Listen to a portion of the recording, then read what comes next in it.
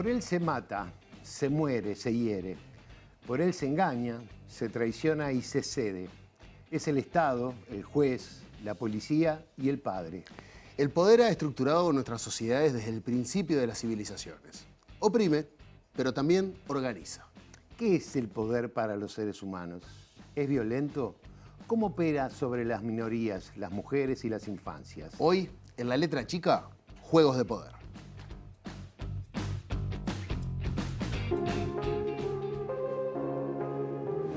Antes, supuestamente, el poder venía de Dios, que se lo otorgaba al Papa o se lo otorgaba a un monarca, a un rey. Pero hay muchos otros tipos de poder, ¿no?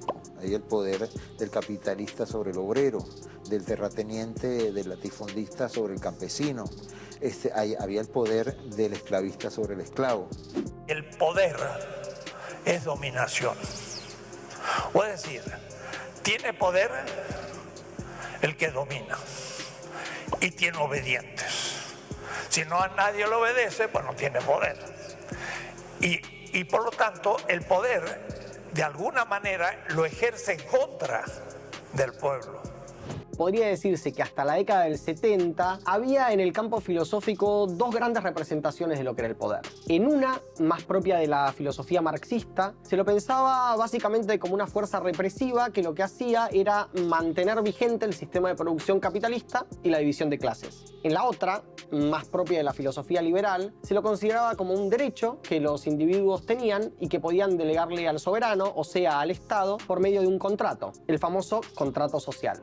Michel Foucault, el pensador del poder del siglo XX, nos propone repensar el poder desde otra perspectiva y nos dice que el poder no solo reprime, sino que el poder también normaliza. Él habla sobre el vínculo entre la fábrica como modo de empleo, la escuela y las instituciones de encierro, en donde todo el tiempo se vigila, se controla, que se cumplan determinadas normas que nosotros vamos a incorporar como moralmente correctas. Existe un poder cuya titularidad no se encuentra en juego, un poder cuyo ejercicio efectivo se encuentra bajo un perfecto monopolio y que puede recurrir al uso de la violencia de una manera completamente legítima. Este es el famoso poder político, el elemento que caracteriza y diferencia al Estado de todas las formas políticas que la humanidad ha conocido. Ahora, que la titularidad del poder político la ostente el Estado no significa que los gobernados no puedan pretender hacerse de él. Si miramos todos los estados, gobiernos que hay a nivel del mundo, en solo 22 vamos a encontrar jefas de estado o de gobierno y encontramos casi 120 países donde nunca, jamás hubo una mujer al frente de la presidencia o similar. Para Rita Segato, el patriarcado y las relaciones de poder de género son fundacionales para entender el resto de las relaciones de poder en la humanidad y cómo nos relacionamos las personas. Si entendemos cómo es que lo femenino se subordina a lo masculino de manera estructural, cotidiana e institucional, podemos entonces observar la realidad de una forma muy distinta.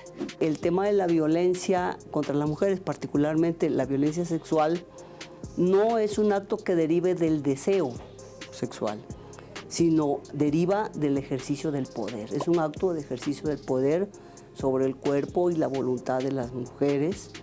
La igualdad de género es una cuestión de poder y, por tanto, es una cuestión política. El poder no es solo presencia.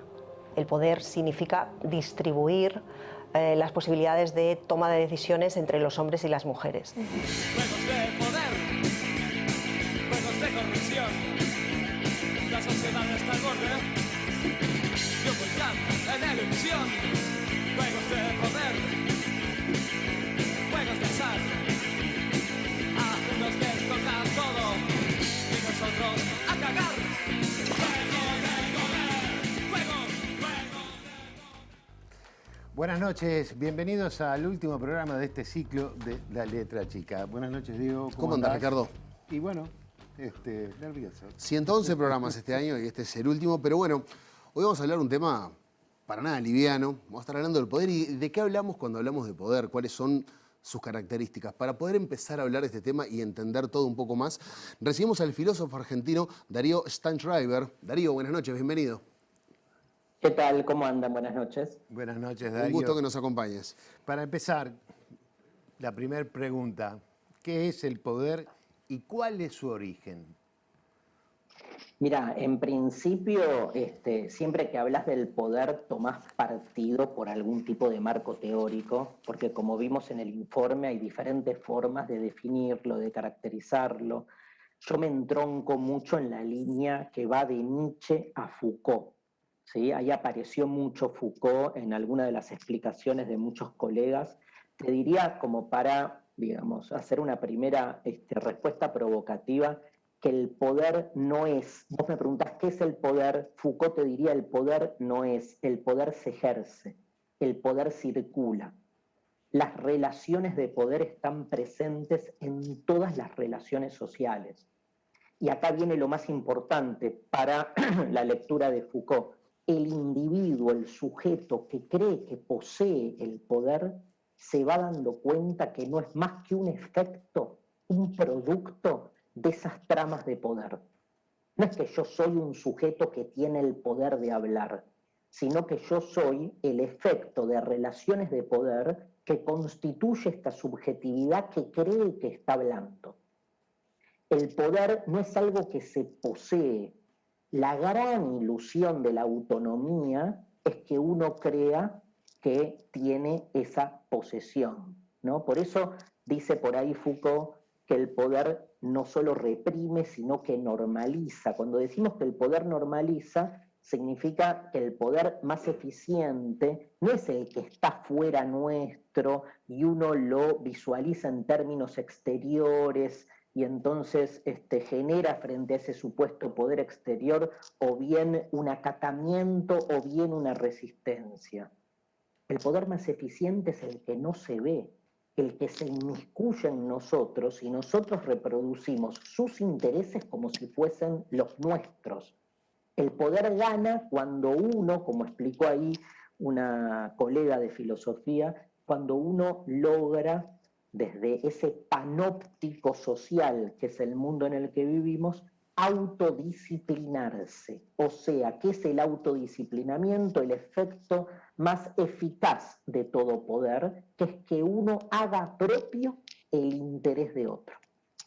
Lamentablemente eso lo estamos viendo y muchísimo, y es la explicación de algunas de las cosas que están pasando hoy por hoy en Latinoamérica, pero te voy a hacer dos preguntas, Darío. Una es, vos hablás de que, bueno, nadie debe sentirse poderoso, sino que es más que nada una ilusión, pero uno tiene la sensación de que el poder es algo bastante estático, o que siempre está más o menos rondando los mismos lugares, que no se distribuye tan, o no es tan variable como quisiéramos. Y lo otro tiene que ver con el individuo. ¿Es algo individual el poder o lo podemos tomar como algo colectivo? ¿Cómo fluye ese poder, digamos? Sí, digamos, obviamente, el poder individual supone la convicción de que existe algo llamado el individuo como un sujeto autónomo, dueño de sí mismo.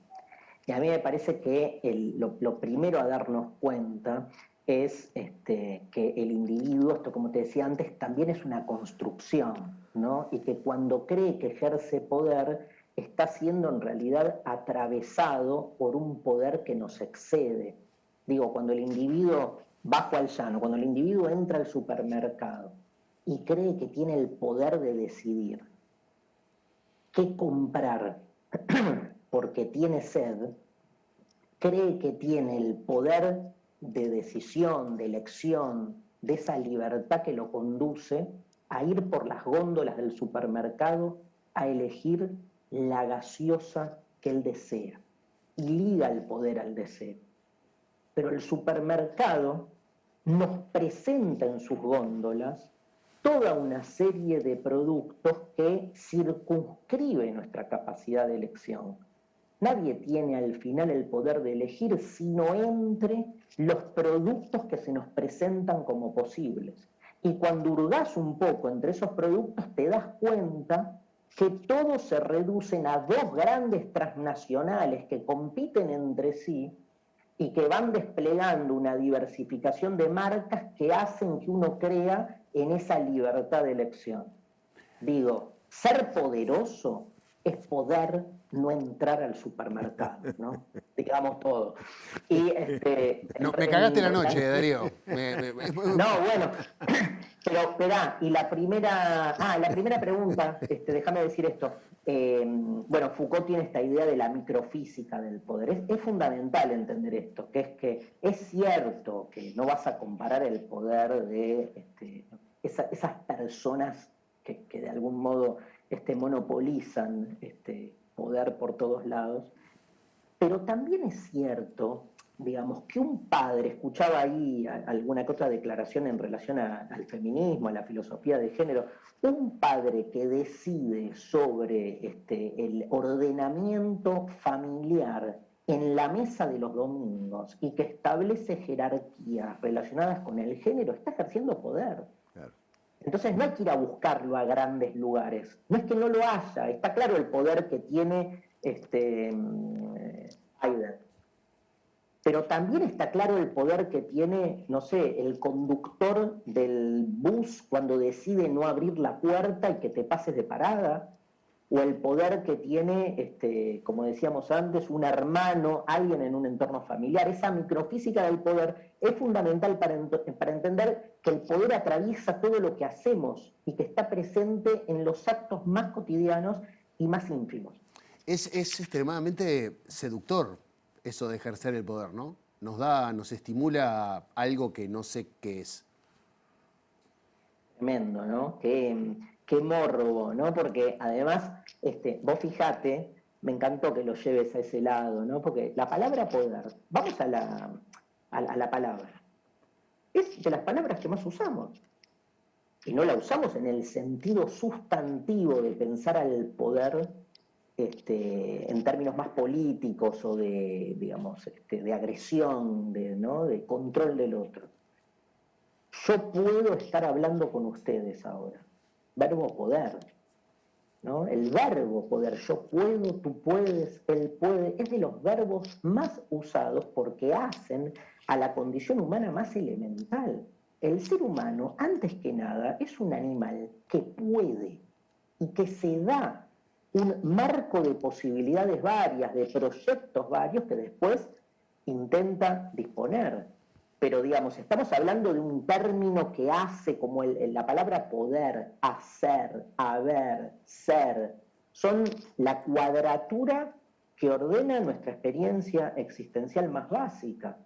Entonces, digamos, también es llevarlo a ese otro plano. Y lo que también es seductor, además de esa sensación de que lo puedo todo, fíjate el nombre que le dimos a la ilusión más exacerbada de ese poderlo todo, que es Dios, el omnipotente, el que lo puede todo, porque nosotros somos conscientes que no lo podemos todo aunque lo deseamos.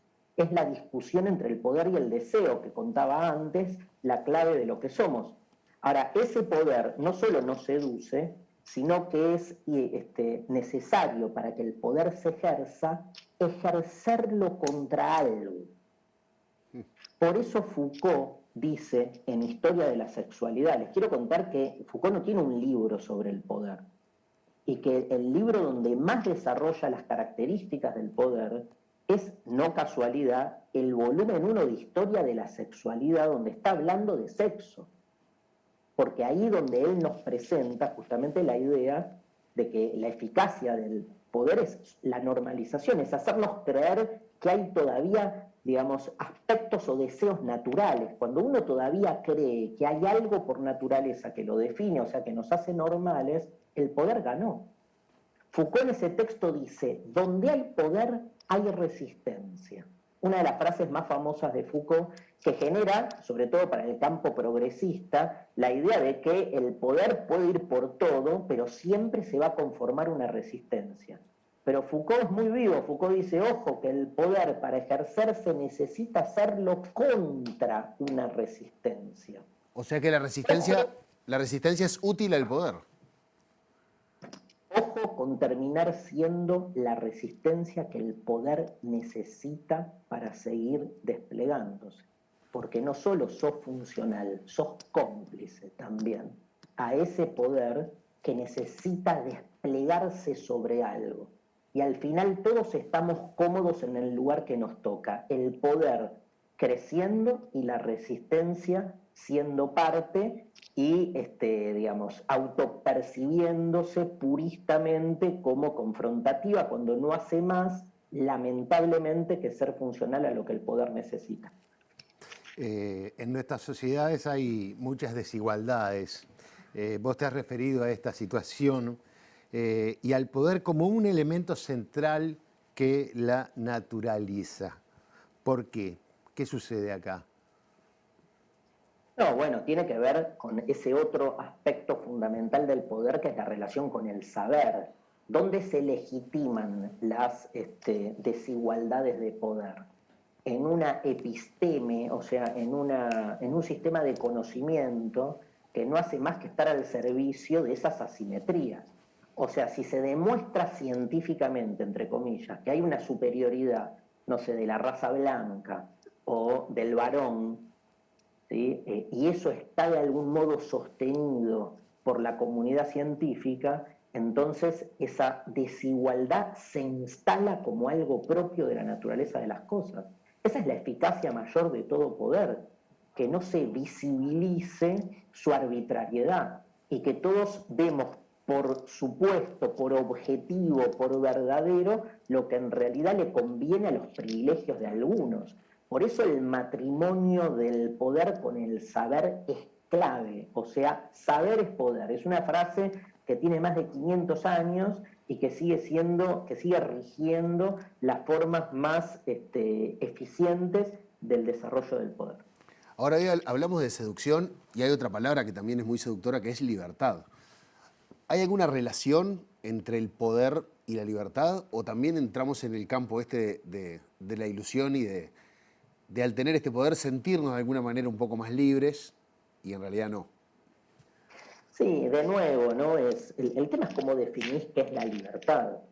Entonces, vos agarrás cualquier diccionario de ciencias sociales y hay 7, 8 definiciones de libertad muy distintas. O sea, yo qué sé, Roosevelt hablaba de ser libres en Estados Unidos, es liberarse del hambre, decía él, después de todo lo que fueron los efectos de la crisis del 30. No estoy citando a alguien de la izquierda, estoy citando a Roosevelt, que asocia libertad con liberación. El campo progresista suele pensar la libertad en términos de liberación social frente a una opresión que inhibe la libertad, sobre todo de aquellos que son oprimidos, dominados y sustraída su libertad, su fuerza de trabajo. Entonces me parece que ahí es importante como pensar que hay términos, yendo a la pregunta anterior, que se han instalado como si tuviesen una definición unívoca. Y lo que hay que postular todo el tiempo, por lo menos desde las ciencias sociales, es que toda palabra supone una disputa de sentido. Y lo que se juega es eso. Digo, la libertad individual es una de las tantas maneras de pensar la libertad. No es la única.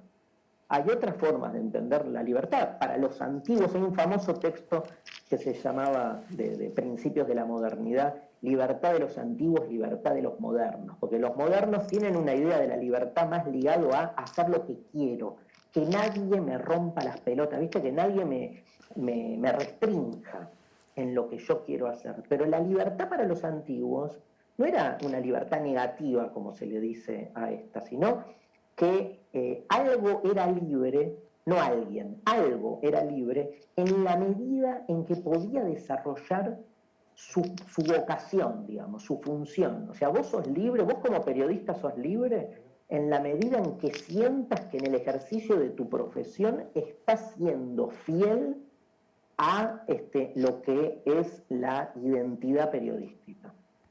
Entonces, la libertad tiene que ver ya no con la libertad negativa, sino con la disponibilidad que tiene cualquier entidad de realizarse en lo que es. digo, para entender que no hay un único concepto de la libertad y que es fascinante abrir esta discusión, pero claro, los que te intentan imponer un único sentido es porque de algún modo sacan provecho de eso.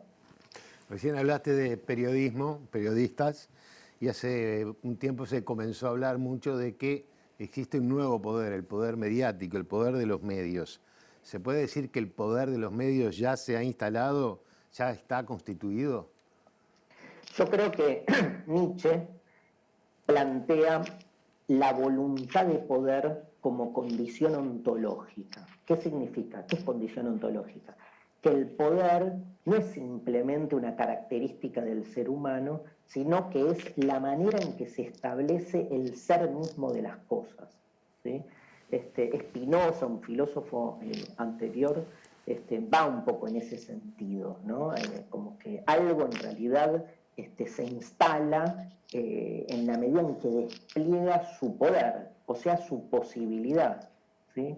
Desde esa perspectiva, digo, retomo esto, porque me parece que solemos pensar al poder mediático como un poder frente al cual disponemos o indisponemos. Esta idea, ¿no? Yo todavía soy de la época donde tenía amigos que me decían: a mí no me importa el poder mediático porque en mi casa apago el televisor. Y yo me acuerdo que le decía, sí, pero a la televisión no le importa si vos la apagás o no. Porque después, claro, digo, se instaló ontológicamente. La esfera pública es una esfera mediatizada. Pasa lo mismo, lo dejo para otro programa, aunque este sea el último, pasa lo mismo con la monogamia, ¿viste? Vos podés salirte de la monogamia, pero la sociedad es monogámica. Digamos, hacé lo que quieras con tu vida. Digamos, vos podías no creer en Dios en la Edad Media, pero la Edad Media era teocéntrica. Con los medios pasa eso. Uno a veces cree que dispone de la posibilidad de salirse, tipo, apago el celular. Pero no es que quedás afuera, no hay un afuera. Y eso es lo más angustiante. Por eso es un poder tan determinante, ¿no? Darío, muchísimas gracias por acompañarnos en La Letra Chica, pero tenemos una invitación para hacer a los televidentes y a todos los que quieran verte en persona. Va a ser en el Antel Arena el 26 y el 27 de octubre a las 20 horas. Las entradas ya están en venta en Ticantel. Y son 2 fechas. La primera fecha va a estar con Soledad Barruti, que la hemos tenido invitada acá en el programa también. La comida a muertos se llama esa primera fecha. Una historia sobre el placer, lo animal y el colapso. Y después vas a estar solo, al día siguiente, el 27 de octubre, con Deconstrucciones, el amor, el poder y la muerte. 2 fechas que imagino que vas a... Bueno, le vas a cagar la noche a mucha gente, como me pasó a mí. Seguramente... Primero me voy una semanita a Montevideo, que es una cosa fascinante, porque es mi lugar en el mundo, así que olvídate, ya estoy feliz por eso. Claro, Sole pasó por este programa, la verdad que armamos algo tremendo. La comida a muerto, como reza el título, tiene que ver también con esto que hablábamos. O sea, comer también, en el comer también hay disciplinamiento, hay ejercicio de poder. O sea, creemos que estamos comiendo lo que estamos comiendo. Y lo que ha hecho Sole Barruti en todo su trabajo es de construir esa instancia de normalización alimentaria, e ir viendo qué nos metemos en la boca, ¿no? Tenemos un diálogo ahí muy escénico, donde de algún modo vamos discutiendo esta situación, y después al otro día hago Deconstrucciones, trabajo 3 temas que son el amor, el poder y la muerte, justamente, no sé si generando angustia, pero sí desarmando las formas instituidas en las que pensamos estos 3 temas. Sin duda va a ser muy disfrutable. Les recordamos, 26 de octubre y 27 de octubre en el Antel Arena a las 20 horas. Las entradas ya están en venta por Ticantel. Muchas gracias, Darío. Un abrazo, que pases muy bien. Placer enorme. Un gran abrazo. Ya va a estar con nosotros en piso Rodrigo Arocena para seguir hablando de este tema del poder. Ya volvemos.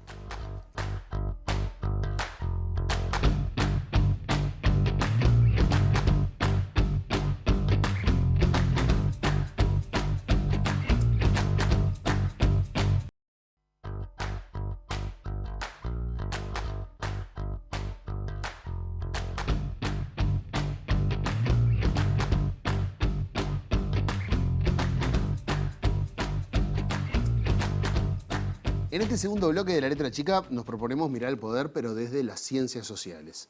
Y así comprender, bueno, cómo funciona y cómo se ejerce en nuestra sociedad. Desde ya les anticipo que el bloque va a ser entretenido porque básicamente nuestro invitado, que voy a presentar ahora, está casi en total desacuerdo con lo que pasó en el primer bloque y eso nos gusta muchísimo. Para esto vamos a recibir al matemático, doctor en estudios del desarrollo, Rodrigo Arocena, también ex rector de la Universidad de la República. Rodrigo, bienvenido. Muchas gracias. Yo querría decir que no es que esté en desacuerdo, tengo un enfoque diferente. Lo que me interesa del poder es cómo podemos hacer para lograr que sea menos desigual su distribución. Y para eso hay que entenderlo no como algo que está en todas partes, sino algo que está más bien concentrado en ciertas relaciones de dominación que hay que enfrentar. A mí lo que me interesa es colaborar con tres grandes luchas contra el poder. Las luchas democratizadoras que han construido sociedades políticas más abiertas, las luchas del movimiento obrero que ha disminuido la distribución desigual del poder económico y las luchas feministas que han disminuido la distribución del poder en lo patriarcal. Para eso hay que tratar de entender el poder, en mi modesta opinión. Bien, si me permitís, Ricardo, sí, claro. Pero vamos a intentar arrancar con una definición, si es posible. Seguramente. Para las ciencias sociales, lo hablamos desde la filosofía, pero para las ciencias sociales, ¿qué es el poder?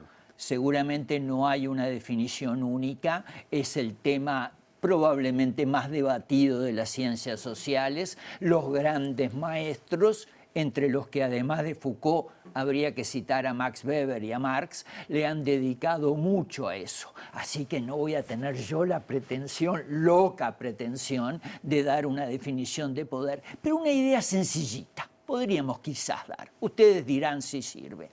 Yo le llamaría poder de un grupo o de un individuo a su capacidad para lograr sus objetivos mediante la acción en el mundo que lo rodea.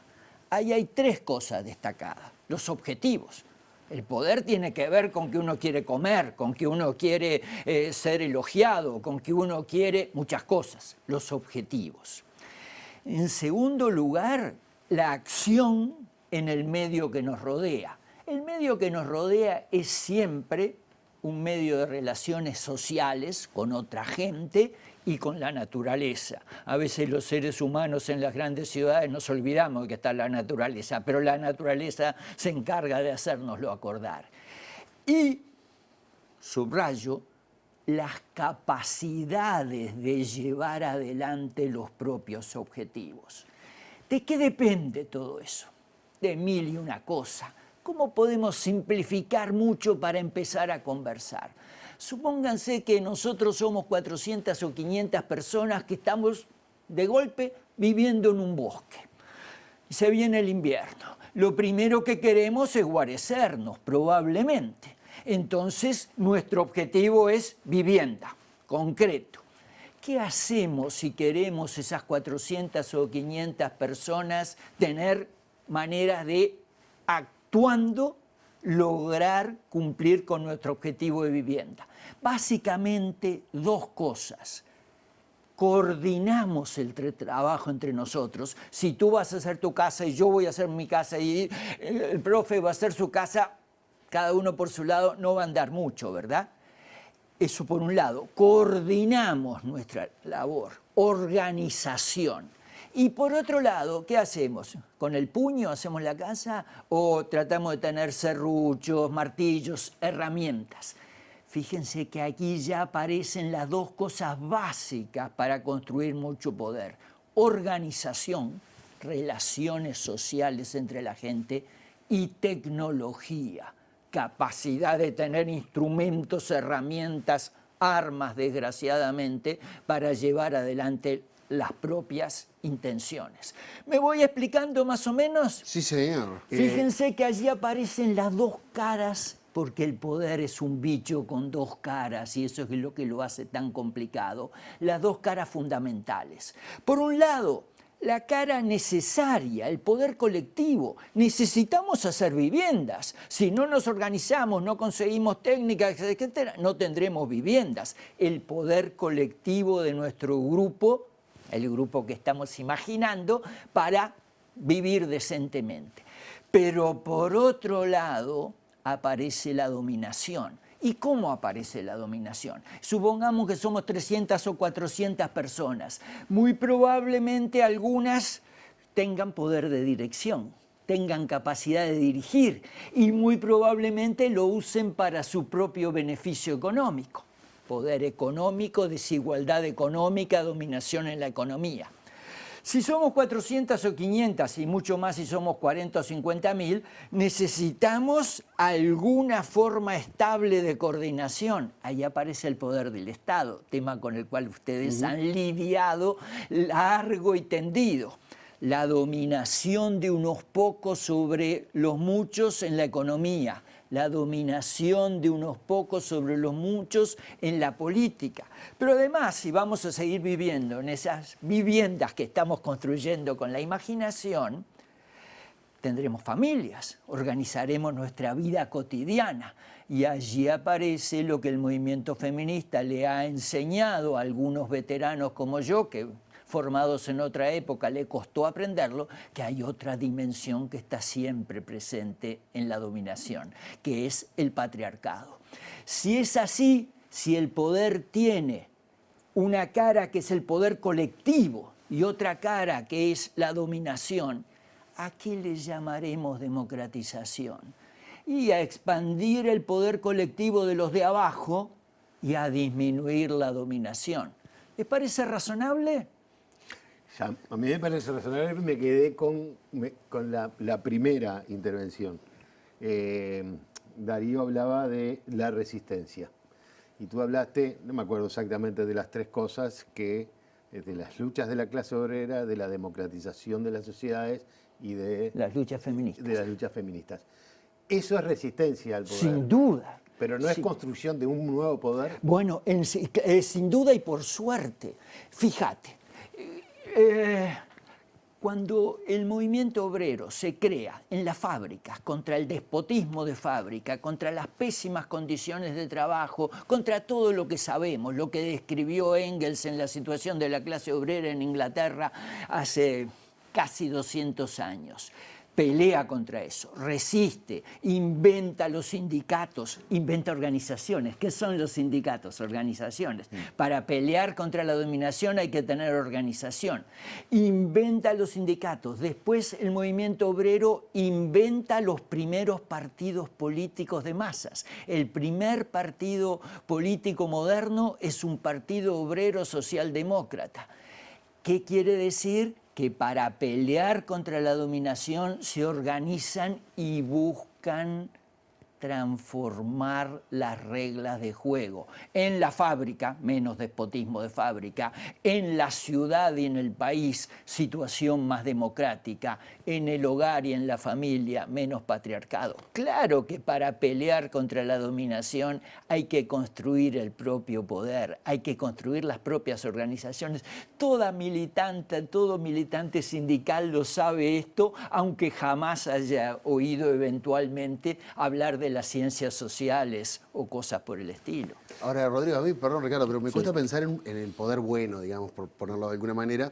Sí me imagino esta resistencia queriendo crear su propio poder por estar convencidos de que este poder oprime y es algo injusto y lo queremos transformar para tener nuestro propio poder. Ahora, ese propio poder no corre el riesgo de oprimir a alguien más. Inmenso. Mira, en Nicaragua hay algo más extraordinario en la historia de América Latina que el sandinismo, la pelea contra la tiranía, la concentración del poder en el somocismo. ¿Y qué está pasando en Nicaragua sino que una lucha contra la dominación se transforma paso a paso en una nueva forma de dominación? Sí, Claro que puede pasar, y pasa mucho, y es la tragedia de los movimientos progresistas si no lo tienen en cuenta. Por eso no hay que pensar que pelear contra el poder es que yo te lo saque a ti para tenerlo yo. No, lo que hay que hacer es distribuirlo, difundirlo, disminuirlo. ¿Se terminará alguna vez con la desigualdad? Yo no lo voy a ver, no sé. Pero lo que sí sé es que se puede disminuir mucho las diferencias. Recién escuchábamos con mucha solvencia, como era de esperar, en quien nos estaba hablando hace unos minutos, decir que las formas de la libertad son variadas y las definiciones también. Sin duda. Pero cuando no se tiene libertad, eso se sabe muy bien, ¿verdad? Cuando hay dictadura, no necesitamos mucha teoría para saber que lo hay. Y no necesitamos sino mirar a la historia para ver que la gente organizada que pelea contra la concentración del poder en una dictadura mejora las cosas. ¿O no es mejor vivir en una democracia política con todas sus limitaciones y con todas las cuotas de dominación supervivientes que vivir en una dictadura? Hay una cosa que, sin embargo, los movimientos progresistas, me temo, no han logrado darle toda la importancia que merecen esta cuestión, y es a la otra mitad de las fuentes de poder. ¿Y qué está diciendo? Y yo diría que el poder, al menos en escala global, traté de contarlo antes, se basa en la organización. Si alguien lo sabe, son los dictadores. ¿Qué hacen? Se ocupan de la organización. Si alguien lo sabe, son los grandes jefes de empresas transnacionales. ¿A qué se dedican? A tener una gran organización. Pero la organización no es la única clave de poder. Gran poder. La otra es la tecnología.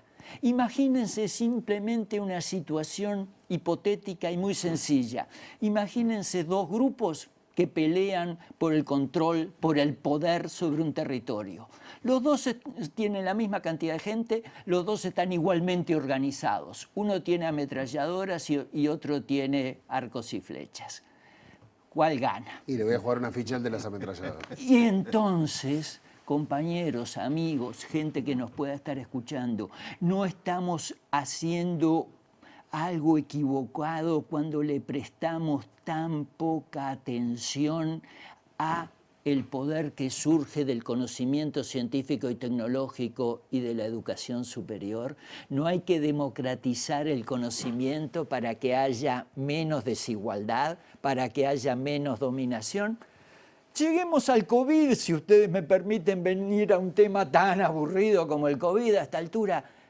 ¿Qué países lo están enfrentando con más suerte y cuáles con menos suerte? Muchas cosas se pueden decir, pero los que tienen poder económico, científico y tecnológico tienen vacunas. Y los que no, si tenemos suerte, las compramos, ¿verdad? Entonces, ¿cuándo le vamos a empezar a prestar más atención a eso?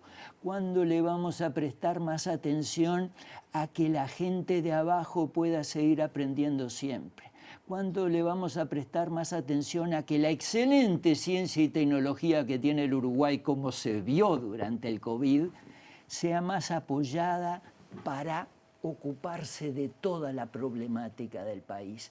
Los países que mejoran las condiciones de vida de su gente organizan más democráticamente la sociedad y se preocupan porque la educación, la ciencia y la tecnología no estén concentradas en una pequeña élite.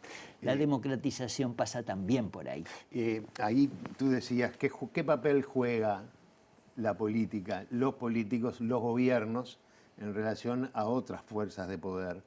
Porque puede haber gobiernos que de repente se planteen, como tú decís, bueno, vamos a democratizar la educación, la tecnología, el acceso, pero puede haber poderes muy fuertes que no lo quieran. Entonces ahí también hay una lucha entre la política, los gobiernos y el poder. Inmensa. El poder político es una de las formas, la historia lo muestra, más importantes, no la única. El poder económico, el patriarcado y algunos otros, el poder militar, por ejemplo, son importantes, importantísimos. Pero hablemos del poder político. El poder político es sobre todo muy relevante para lo que estamos discutiendo por la perspectiva que tenga. ¿Y eso qué quiere decir?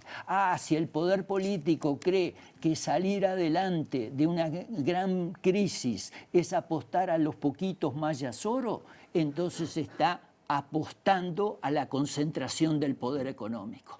Si el poder político, en cambio, apuesta a que sea el conjunto de la gente trabajadora, trabajando en mejores condiciones y pudiendo aprender más, la que saque al país adelante, entonces ese poder, con todas sus limitaciones, no hay gobiernos perfectos ni los habrá nunca, con todas sus limitaciones, está peleando contra la concentración de poder. Eso se llama democratizar. Lo que hay que entender es que la democratización pasa por lugares variados y la gente progresista tiene que prestarle atención a todos los lugares donde se pelea por la democratización y no olvidarse de un lugar que casi siempre nos olvidamos: la educación superior, la ciencia y la tecnología. ¿Quiénes ganan más en el mundo? La gente que ha tenido el privilegio, en general, de tener un acceso a una educación avanzada y después conseguir ocupaciones donde pueda seguir aprendiendo. ¿Cuáles son los países que tienen más capacidad tecnológica, sea para la salud, sea para horriblemente usar las armas? Los que le han prestado más atención a la cuestión ciencia y tecnología. El Uruguay le prestó un poquito, no toda la que podría. Le está prestando cada vez menos en momentos de pandemia. Y cuando la ciencia y la tecnología nacional mostraron que podía servir, entonces el poder importa, porque podemos luchar contra la concentración del poder. Hay que entender el poder para democratizar. Lo que importa es democratizar. Un precioso mensaje en el día de las elecciones universitarias. De verdad. Así que también esos profesionales esperemos que también le dediquen una cuota de su tiempo a luchar por esta democratización de la educación superior. Que así sea. Rodrigo, muchísimas gracias. Fue un gusto. Un gusto para mí y saludos a todas y a todos los que nos hayan escuchado. Nos vamos a meter en el último bloque de este último programa del ciclo de la letra chica con algo que estuvo merodeando durante todo el programa y que es el género. El género vinculado a estas relaciones de poder. Para eso vamos a recibir a la socióloga, historiadora e investigadora Dora Barrancos. Ya venimos.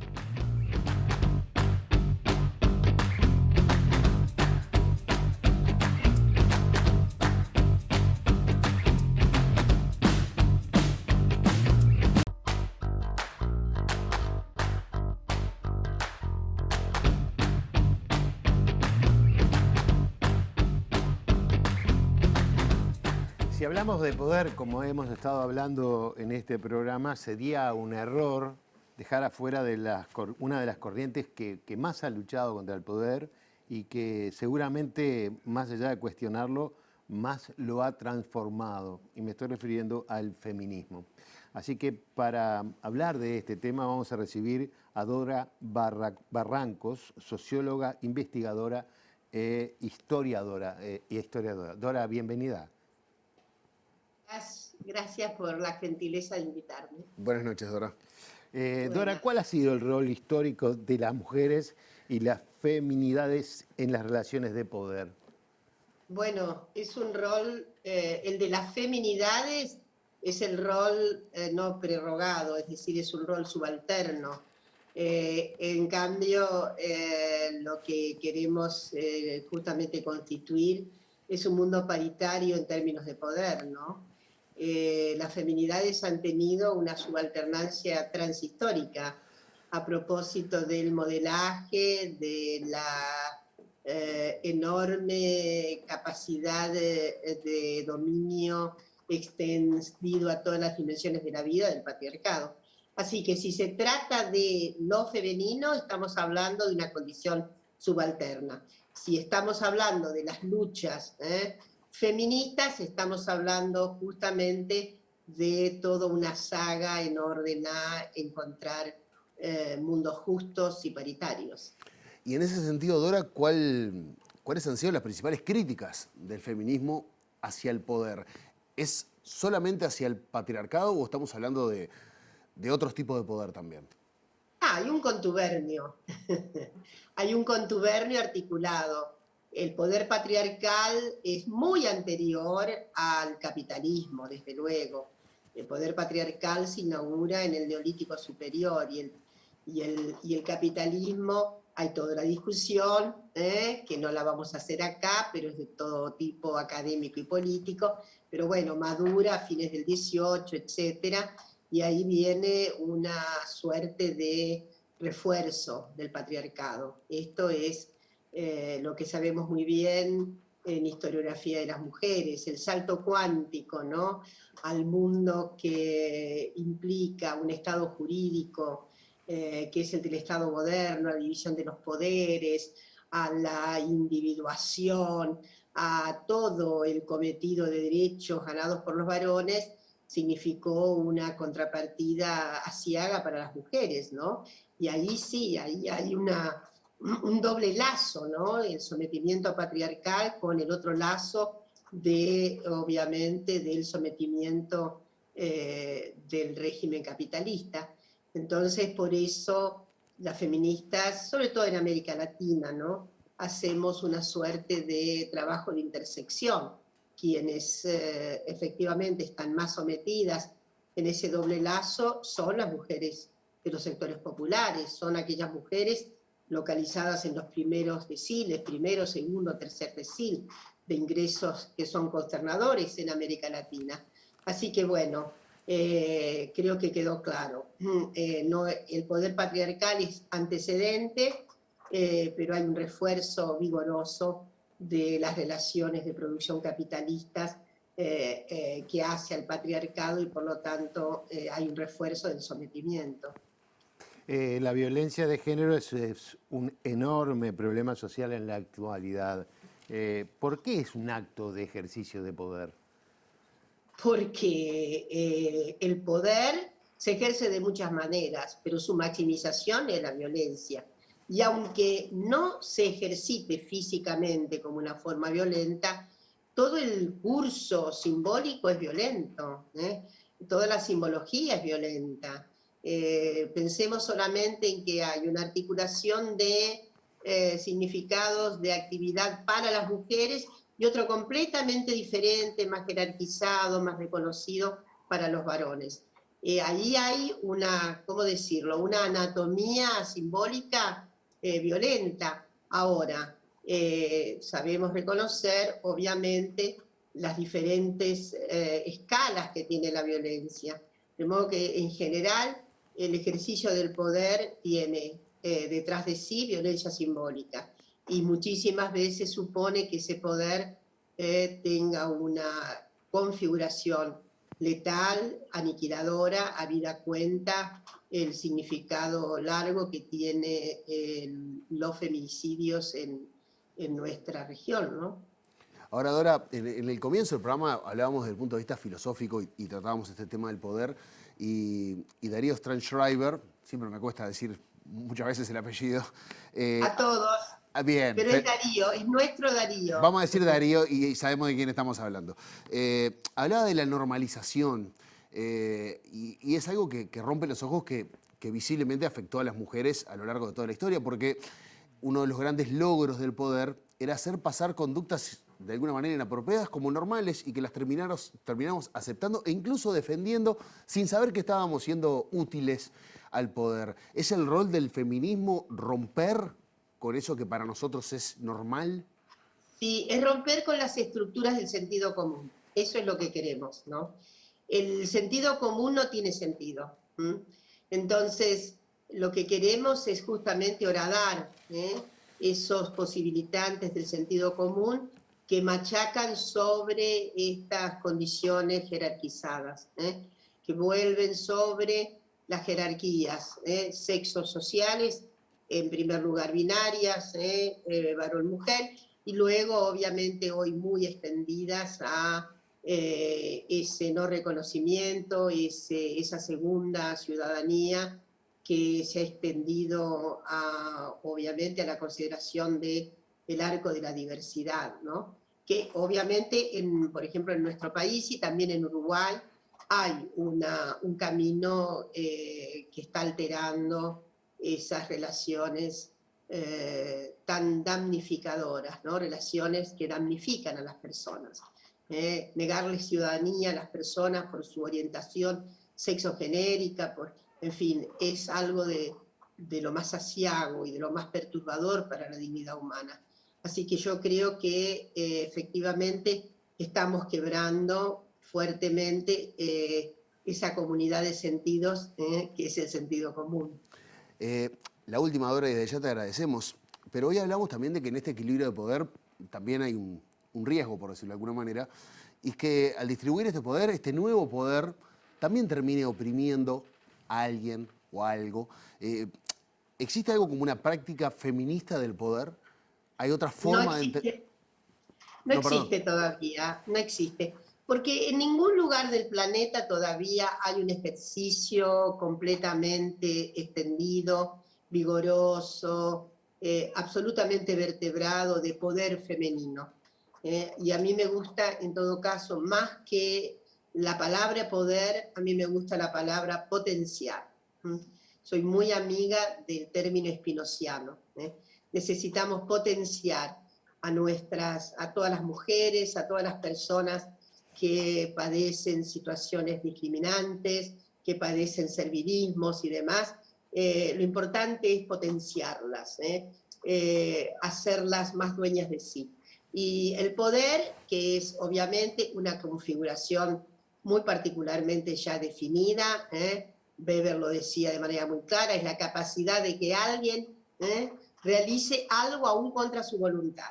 Bueno, desde luego, estoy muy lejos de pensar de manera naif que las mujeres renunciamos al poder. Lo que quiero decir es que no hay marca todavía de poder femenino que sea dominante, que sea hegemónica esa circunstancia en nuestras estructuras sociales. Y aspiramos a que en todo caso el ejercicio de poder sea diferente y que lo que más tengamos oportunidad de ser, de sentir y de hacer sea estar en estado de potencia, es decir, en un estado pleno de justamente que admite la más completa alteridad, que tenga un respeto tremendo por la alteridad y que no haya ninguna necesidad de ejercer la voluntad sobre nadie. Dora, muchísimas gracias por acompañarnos esta noche. Ha sido muy grande. A ustedes, Un muy placer. gentiles. Muchas gracias. Ricardo, llegamos al fin de este programa y también al fin del ciclo de La Letra Chica. 111 programas en este ciclo 2021, un ciclo atravesado por muchas particularidades, entre ellas la pandemia y cambios de horario y cuestiones. Y quería aprovechar el final para hacer algún agradecimiento, si te parece. Me parece muy bien. Primero voy a arrancar por nuestra producción, que es el pilar fundamental de La Letra Chica desde sus inicios y hasta este último programa de este ciclo. A Susana, a Juan, a Maite, a Julieta y a los que han trabajado en la producción y también en la edición y en la preparación de este programa para la salida al aire, un saludo. A los compañeros de piso que todas las noches nos acompañan y nos hacen la tarea mucho más grata, a los compañeros de control, que sin ellos también no podríamos salir al aire, y a las autoridades, a Leo Pérez, a Pablo Arriola y a Alejandra Casablanca por la oportunidad de estar compartiendo con ustedes. Te olvidaste de las maquilladoras y de alguna más. Tenés razón, vestuario que las amo y maquillaje que son mis mejores amigas de toda la vida. Mucha gente me ha preguntado por qué termina hoy La Letra Chica, por qué se termina este ciclo. Y bueno, hay muchos motivos.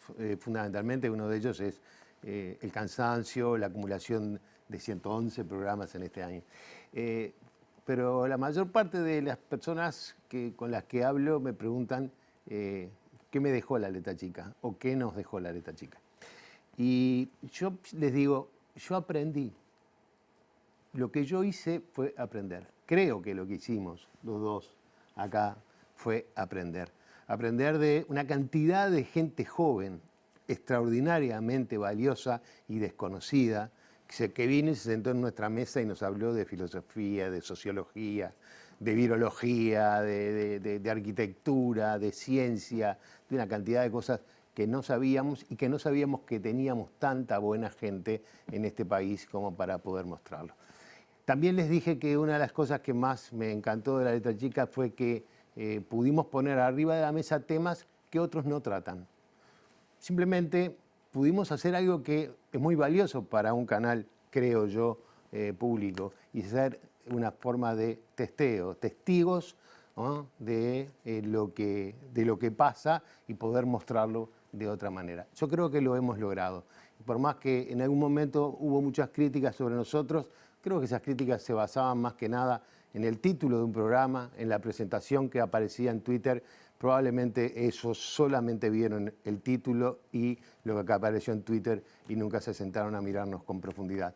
Y de entender que nosotros lo que hicimos acá fue presentar durante un año, a lo largo de 111 programas, gente que vino a dar una mirada diferente de lo que pasa en la sociedad uruguaya. Para mí fue un programa hermoso de hacer, de vivir, de sentir, y sobre todo me voy con la convicción de que soy mejor porque aprendí mucho. Ricardo, señalaste para allá y no los quiero dejar afuera, porque tuvieron palabras de elogios para con nosotros. Así que a Daniel Chaschetti, a Ana Laura Pérez, a Natalia Ugual, a Álvaro Padrón, a nuestros columnistas, en realidad columnistas, nos salvaban la plata. Nos salvaban la plata. Grandes profesionales que se sentaban y le daban un orden que ni Ricardo ni yo teníamos la capacidad para hacer, y ellos lo hacían de una manera muy solvente. ¿Ricardo? Simplemente eso. Hasta la próxima. Chau. Muchas gracias.